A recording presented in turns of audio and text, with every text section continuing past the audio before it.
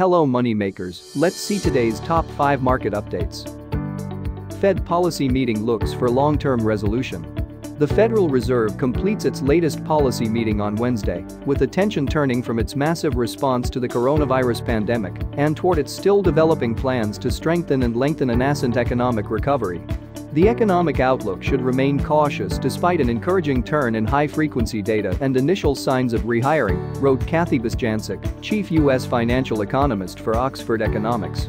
The unemployment rate is expected to remain high and inflation below the Fed's 2% inflation goal through at least next year, even with a robust rebound, and there is still the risk of a second wave. The Fed's perceptions about the future will be provided in policymakers' economic projections, updated for the first time since December, before the pandemic torpedoed a decade-long expansion. Oil drops after U.S. inventory build renews oversupply concerns.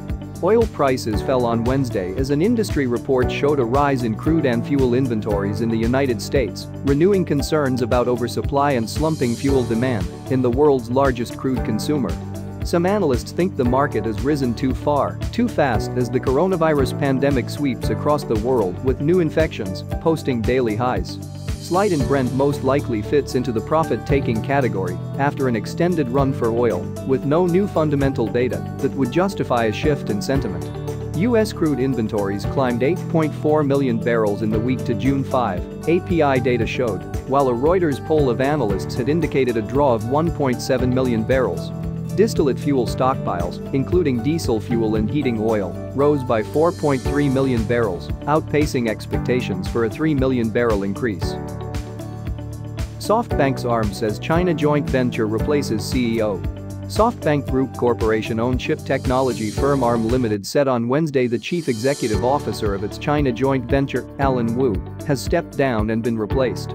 ARM Limited said ARM China's board of directors has appointed Ken Fua and Phil Tang as ARM China's interim co-CEOs to replace Wu, who headed the joint venture as chairman and CEO. ARM China is a Shanghai-based joint venture between British chip designer ARM Limited and Chinese private equity firm Hopu Investments. ARM China, which generates revenue by licensing chip architecture to Chinese companies, was established in 2018 when Softbank sold a 51% stake in ARM Limited's Chinese subsidiary, ARM Technology, China Company Limited, to a group of Chinese investors. Softbank acquired ARM in 2016 for $32 billion. Chinese companies put U.S. listing plans on ice as tensions mount.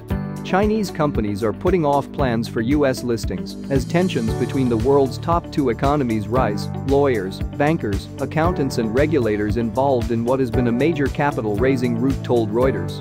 The drop in interest, especially from those in the early stages of planning, is the result of a proposed U.S. legislation that would make it harder for some Chinese firms to debut in America and mounting scrutiny following an accounting scandal at Chinese Starbucks rival Luckin Coffee.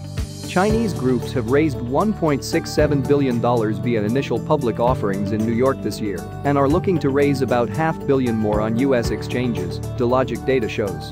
A bill passed by the U.S. Senate which, if signed by President Donald Trump, would require U.S.-listed foreign companies to disclose levels of government control. It would also require that Chinese companies comply with U.S. oversight of their audits or face being delisted. U.S.-listed Chinese firms have begun disclosing the risk of an adverse impact on their shares due to tighter regulations.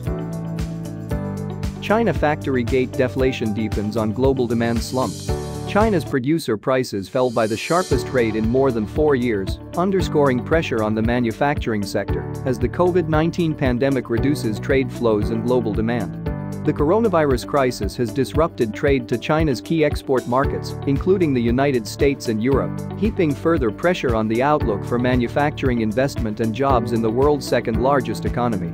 The drop in producer prices was led by a 57.6% slide in prices in the oil and natural gas industry and a 24.4% drop in the oil, coal and other fuels processing sector, the Statistics Bureau said. Exports contracted as global coronavirus lockdowns continued to devastate demand, while a deeper fall in imports pointed to mounting pressure on the key manufacturing sector. Official and private factory surveys also indicated deep contractions in export orders.